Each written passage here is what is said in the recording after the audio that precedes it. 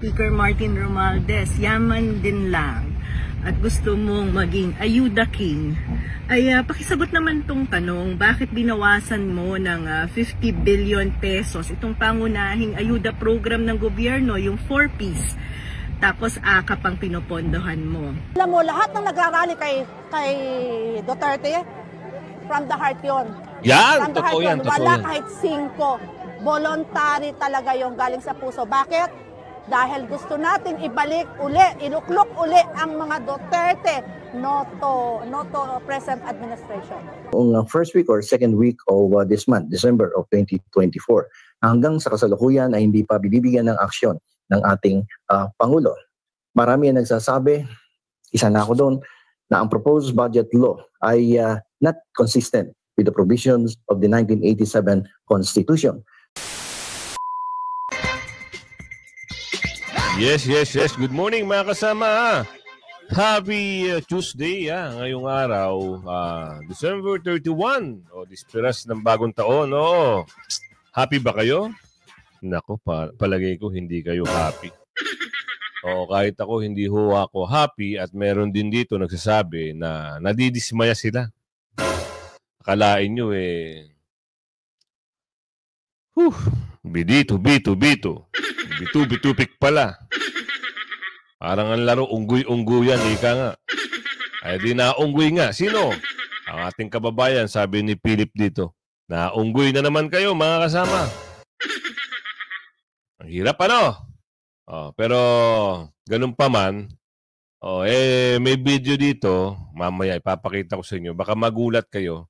Isang napakagandang slide, At may usap-usapin na marami raw ang binayaran dun sa rally sa Japan. Aba. Mga kwento nyo na lang sa pagong. Meron kasing nag-react na bayaran. Diyos mio, Marimar.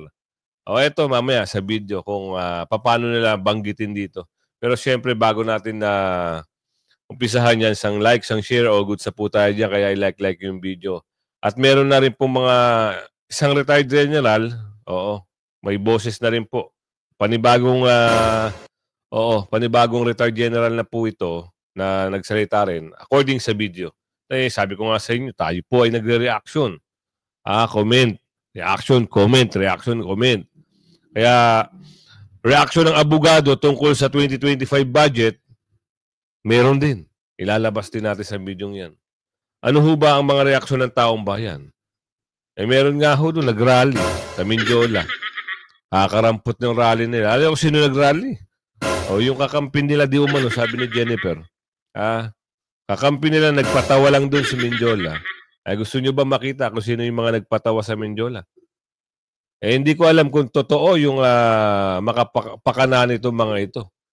Isang share all goods na tayo mga kasama para ayos, like yung video at i-share nyo yung video para naman makaabot sa ating mga kababayan kung ano-ano yung mga nababalita rito.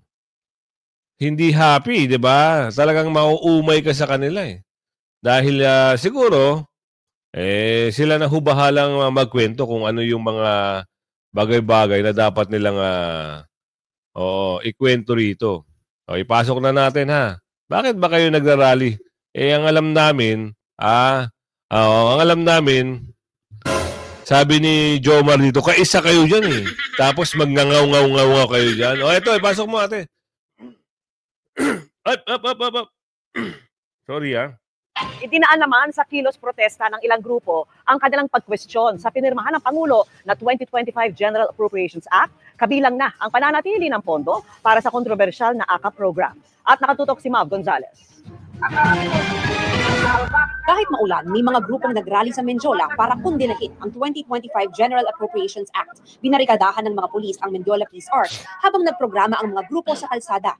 Sabi ng Makabayan Bloc, tila ginawa lang daw ng Pangulo ang live vetoes dahil may mga nagalit sa pagbawas ng pondo para sa edukasyon. Tokenism kasi yun Lipat natin ito dito, dagdagan kunwari natin ito para hindi umangal yung mga tao. Kung magbibito ka lang ng ilang line items, ang kailangan niya ay repaso. Kwenisyon din ni ACT Teachers Party List Representative Franz Castro ang AKAP program na pangalawang taon na aniyang nasingit sa budget. Kanino ba talaga mapupunta itong akap na ito? Yung serbisyo, dapat ay dagdag na sahod. Sa halip na sinasabi nila na madadagdagan ng ayuda yung mga workers. Sagot naman ng palasyo, may mga paraan para bantayan ang paggamit ng pondo. We can check that.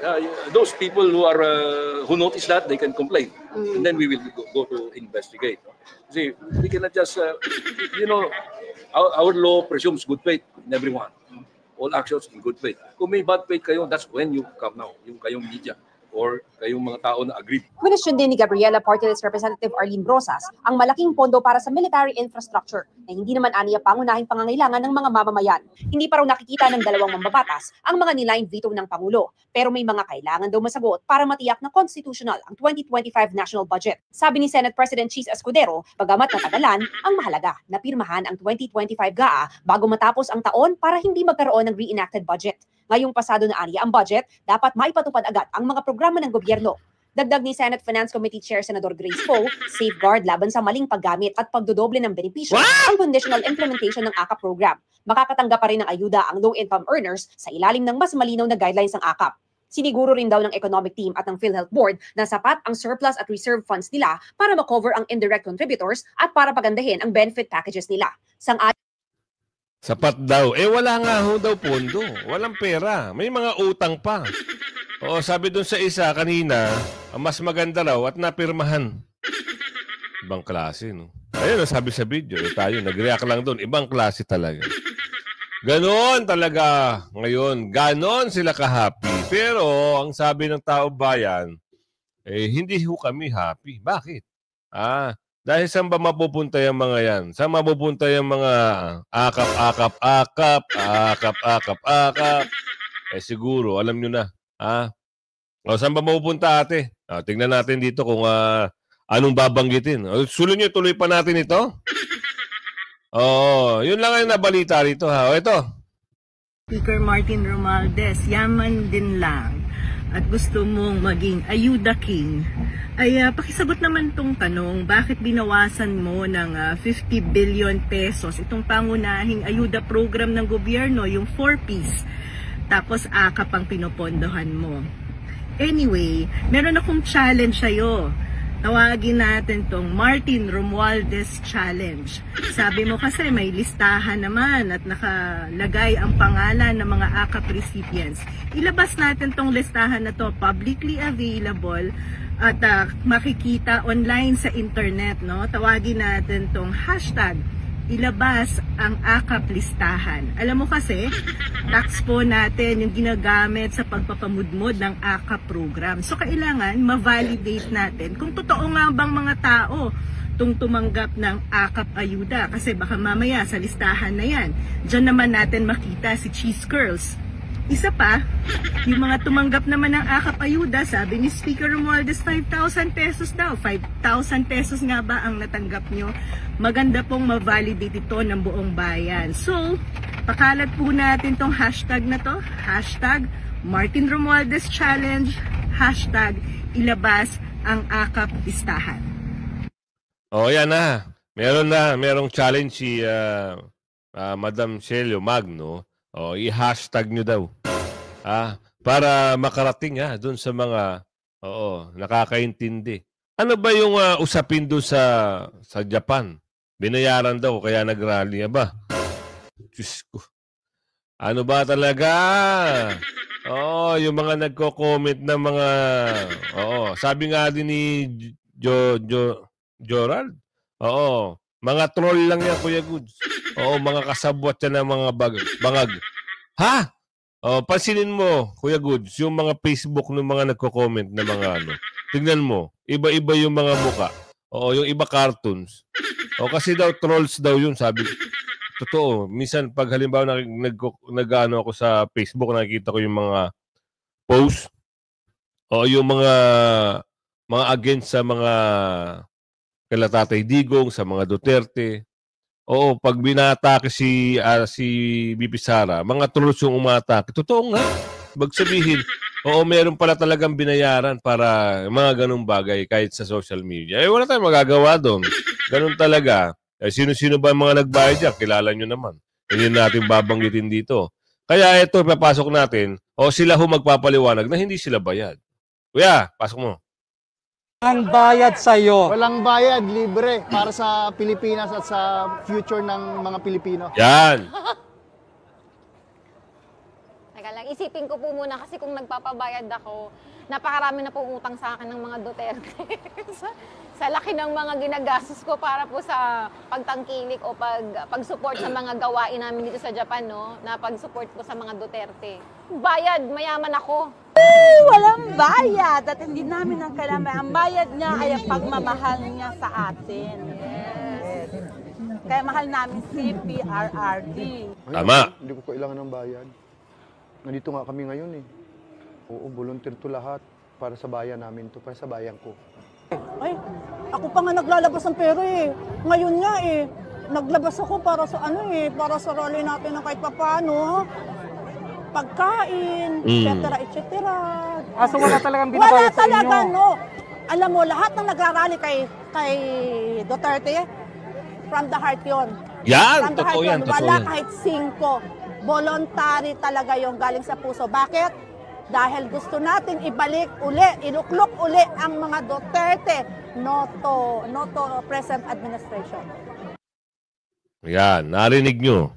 Sa katotohanan lang po OFW migrante, nagko-comment na ho sa atin na talagang solido sila para sa, kay Tatay Digong, kay BP Sara, talagang solid ang suporta.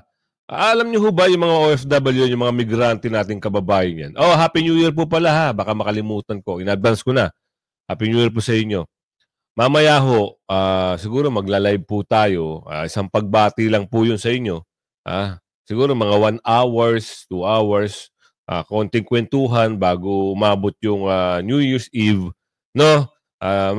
Makikijoin ako sa inyo. Makijoin tayo, batian tayo, shout out. Oo. Minsan lang natin ito gagawin na kahit pa paano makabati, no? Kasi nakapokus tayo sa pagbablog. Ayan na nga. Solid po, mga taga-Europe, Amerika. Dami ho nagko-comment sa akin. Kaya goods. Oo. Yung mga sumusuporta doon sa kung sino nakaupo ngayon. Oo. Sarado daw ang utak. Siguro, may katotohanan din yung sinasabi at mga nagko-comment sa atin. Talagang ganon. Oo. Dahil sa nangyari ngayon na pagpirma, meron na hong mga reaksyon ng bayan. Meron na hong magsasalita. Ano ay yung mga bagay-bagay na ikikwento at sasabihin sa atin. Ito ho ay mga pag-uusap Alin, sino to? Major General Pokis, retired. Kakaibang pangitain for 2025. Hala, ano ito?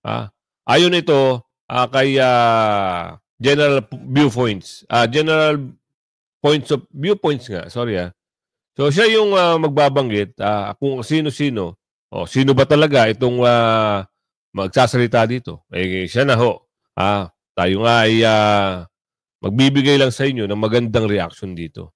Ano ang mensahe, General?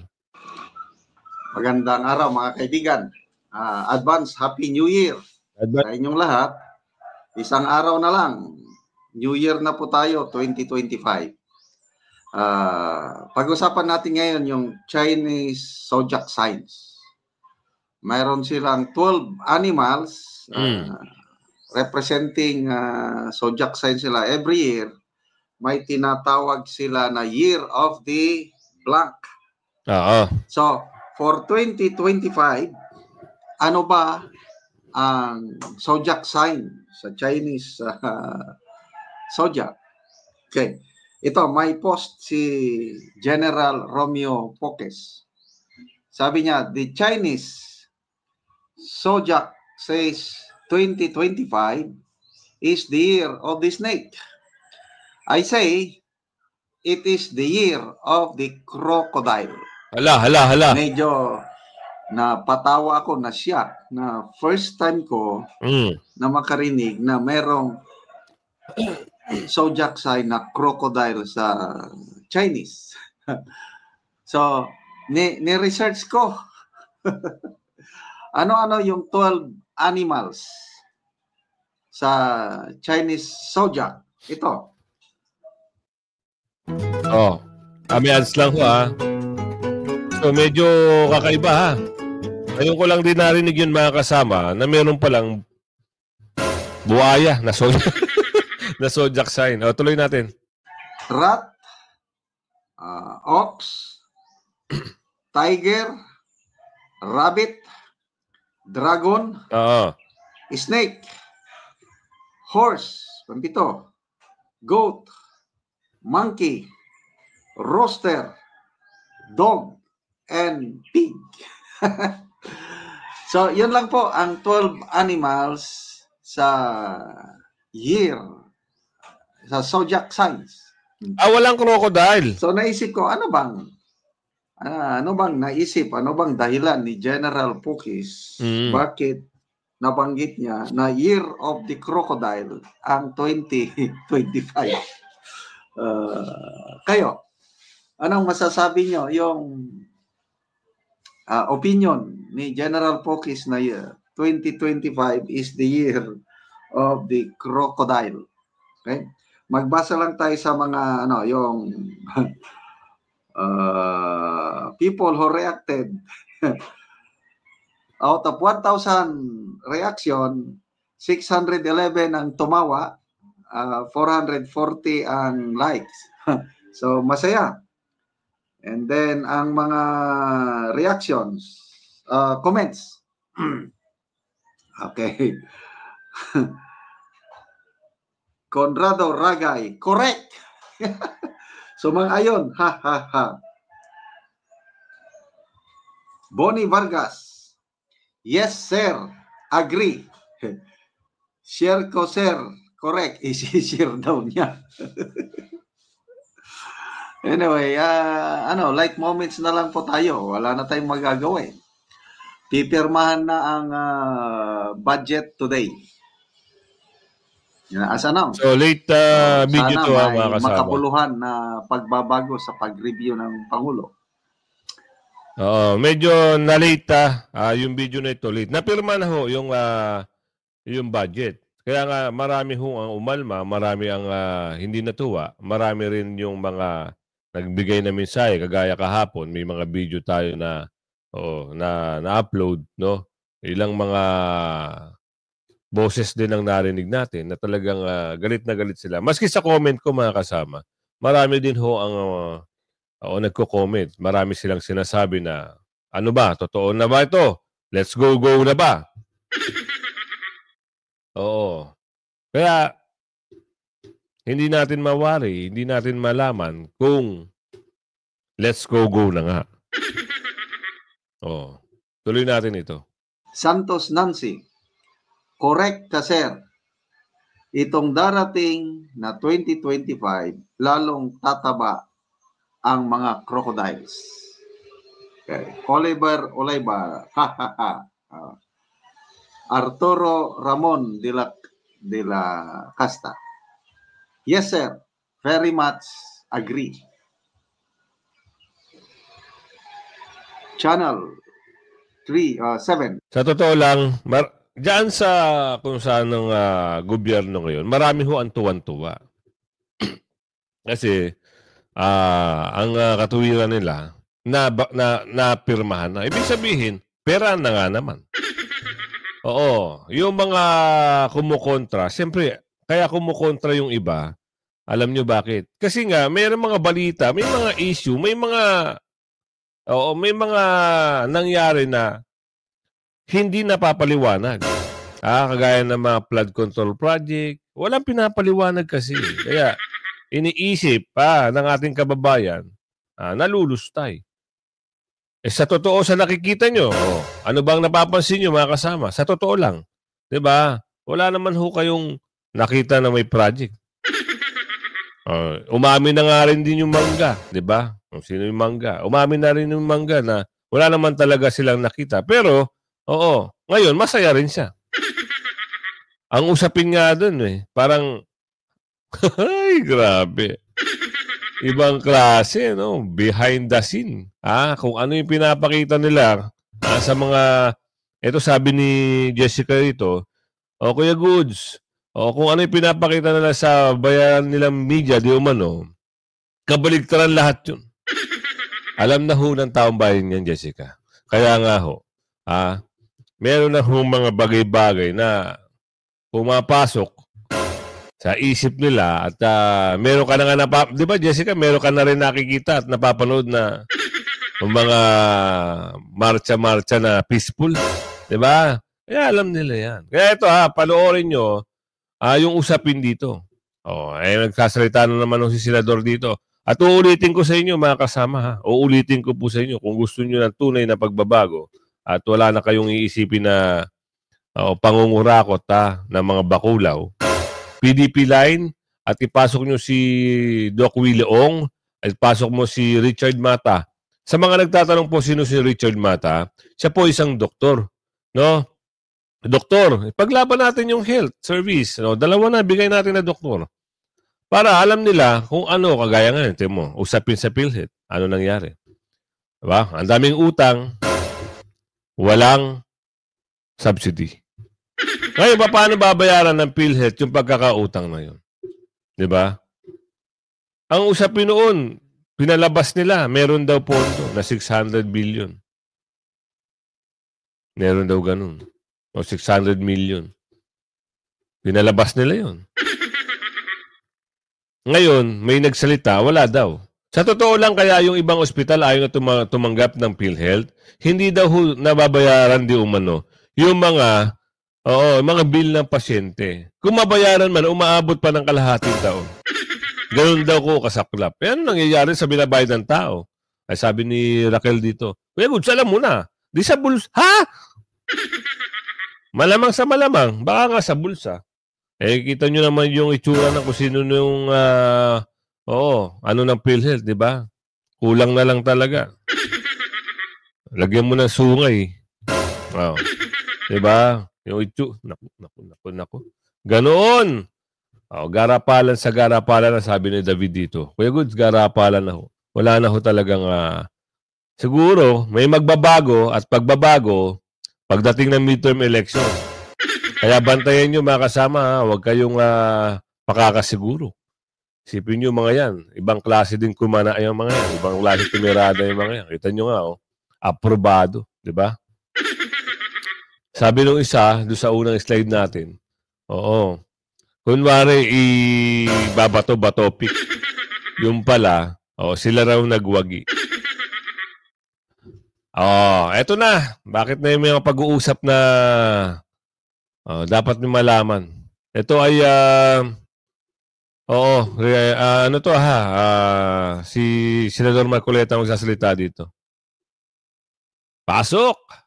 Parang ang hirap remedyohan ko. Nakikita nyo po. Ang pag-remedyo na nga lang, yung ibibito na lang. Babawasan na lang, pero walang nare-reinstate. Walang may babalik. Kasi nga, ang pagbabalik niyan ay Kongreso ang merong akda niyan. Hindi po pwedeng ibalik ng Pangulo. Wala na sa kanyang kapangyarihan. So ano, yung 12 billion na kinuha sa DepEd, hindi pwedeng sabi ng Pangulo, ibalik nyo na yan. Hindi pala pwedeng. Wala nga, naka-adjourn na yung Congress. Ang inakalaban ng iba. Akin na yung ito, ibabalik rito. Hindi niya pwedeng gawin yun. Kasi enrolled bill na ito Ibibito niya yun sapagkat meron siyang kapangyarihan ibito. Tatanggalin niya to. Ayoko ito kanya, ayoko to. Pero para ito, ayoko pero ibabalik ko rito. Hindi na pwede yun. Hindi pwede yun. Kaya nga pinipilit sana natin para lang maibalik sana yung very crucial na tinanggal na pinag-uusapan natin ng mga ilang araw. Isang araw. PhilHealth ito pangkalahatang siguro sa kalusugan ng bawat isang Pilipino. Yan may ads lang sa tingin nyo mga kasama, makatarungan ba yung ginawa na pagbito-bito? Maraming natuwa. Sino-sino ba yung mga natuwa? Alam nyo naman kung sino-sino yung mga nakapwesto dyan di umano. At marami ang nalungkot at nainis. Alam niyo, sambayan ng Pilipino yan. Tuloy pa natin to, Senador. Ayan. Gaya ngayon, 27 na ba ngayon, no? Di Lunes po, 30. Pwede naman kung tawagin yung 30. Oo. Ganun ho? Pagkatapos na, ano lang naman yun, limbawa, 1 oras, balik ang ganito. O sige. Formality lang, no? Kasi alam lang nila. Kailangan lang buksan nila. I-open. Pagkatapos, magkita-kita uli yung nasa, kung sino man yung nandun sa, ano na yun, BICAM conference. Tanggalin natin, pirma uli. Di pagkatapos, isubmit uli. Yun na yun. Mga alas 4 ng hapon na limbawa, naibalik sa Malacanang. Alas 5, di pipirmahan. Tapos na. Di sabi niya, yung akap, tanggalin niya. Naku, hindi pa gawin ng 36 billion. Mas malaki yung akap kasi sa 26 billion lang. So ang nakikita niyo dito kung bilang isang experienced congressman, line dito na lang, magbabawas. Pero yung pagbalik, no choice talaga yon. Wala siyang kapangyarihan para magbalik. Hindi niya sakop yun eh. Pero kung halimbawa, di ba nangyari na sa atin yan eh, parang 3 buwan muna tayo na ang budget na ginamit ay yung, anong tawag doon? Yung parang reenacted in 3 months o kaya first month. Pagkatapos inihabol na lamang, it's a 4th month siguro kung ano man ang nangyari dyan, Kong. Pwede ba yung ganun? Mahirap din yun dyan. Paano yung 3 buwan naman na reenacted? Hindi, yung plano mo ng 3 buwan, hindi mo pwedeng gawin ngayon. Kasi nga, nakatali ka dun sa budget ng nakaraan. Halimbawa, nire-require ipagawa itong ganito, 190 billion, halimbawa, kaya nakalagay doon 50 billion lang. Saan mo kukunin 3 buwan pa yun? At saka naka-designate kung saan din yun. Hindi pwede. Kasi naalala ko dati, nung dating yung panahon ng Pangulong Duterte, parang nagkaroon tayo ng first quarter, reenacted eh. Tapos inihabol na lamang ata ang sumunod na budget. Pero pahirapan nga yun. Ganon. Di kung sabihin lang, kasi ang dami nyo namang mga unutilized budget. Pwede bang gamitin nyo muna sa... Pwede bang gano'n? Hindi magiging kaya ang mga technical malversation naman yun. Kasi ang bawat item na parang may pinaglagyan yan eh. Hindi, kung mo nakalagay dyan, hindi mo pwedeng gamitin yan sa iba. Kasi nakalagay na dyan. Naka-appropriate na yan eh. Yun ang mahigpit dyan. Leon at ang PhilHealth tinanggalan ng 74 billion na subsidya. May universal healthcare pero ang magbabayad yung mga regular members. Kaya po may subsidy yan, Mr. President. Baka hindi ninyo alam. Paki-explain ka naman kasi sa Pangulo ha. Habang nanonood ng concert, baka may pwedeng magbulong sa kanya na yung subsidy po kasi may universal healthcare. Sinama po lahat ng Pilipino sa universal healthcare, ang pambayad po noon subsidy. Ngayon, pag ipababayad ninyo yon sa mga regular members na regularly kinakaltasan ng 2,000, kawawa naman. Yung benepisyo po doon ay liliit po kasi i-distribute yan sa mas malaking beneficiary base. Yan ang mabigat. And alam niyo, December 30, natatakot ako sa petsang yan eh.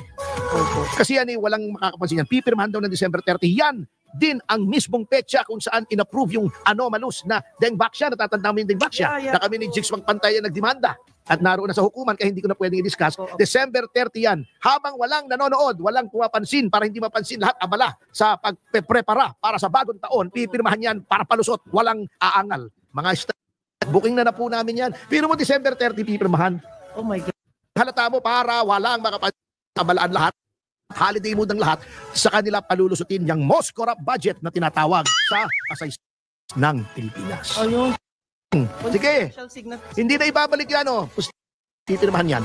Kasi sila ang makikinabang. Pipirmahan yan. Maniwala ka't dili. Isang hapunan. Pupunta kayo. Okay. At yung pangatlo, na posibleng maging isang malalim na suliranin o krisis sa ating bansa.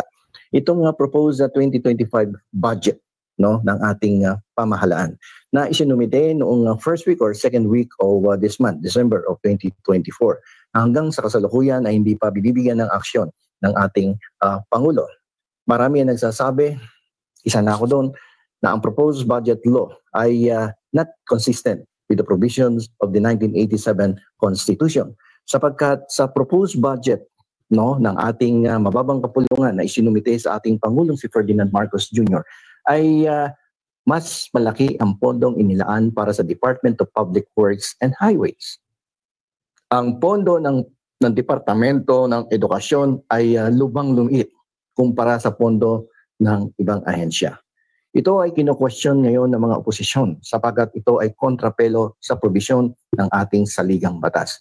Malinaw na isinasaad sa ating saligang batas na ang edukasyon ang karapat-dapat na makatanggap ng pinakamataas na pondo sa lahat ng departamento sa ating pamahalaan. Sabi nga ni Nelson Mandela, education is the most powerful tool to change the world. Bakit ngayon? Sinasabi na nga, pinag-uutos na nga ng ating saligang batas na bigyan nyo ng pinakamalaking pondo ang Departamento ng Edukasyon. Pero ang ginawa ng ating kasalukuyang lehislatura ay instead na dagdagan ay binawasan at inilagay sa ibang ahensya ang pondong nararapat na ibinigay sa Department of Education. Pangalawa, ang pondo na dapat maibigay sa Department of Health upang tulungan ng Philippine Health Insurance Corporation o yung PhilHealth ay instead na ibigay ay ginawang zero. Yung subsidy intended for PhilHealth ay ginawang zero ng ating lehislatura. Walang subsiding ibinigay para sa 2025 budget. Ayon sa mga eksperto sa batas, ang aksyon na to ay lumalabag sa isang statutory law.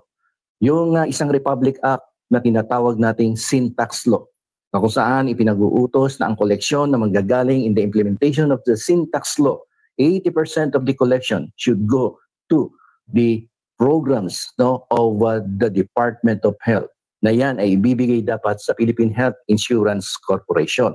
Pero ang ginawa ng ating mababang kapulungan, instead na ibigay yung karampatang subsidy ay tinanggal at inilipat sa ibang mga programang iginawa ng ating mababang kapulungan. Ito ay malinaw din na paglabag sa sin tax law.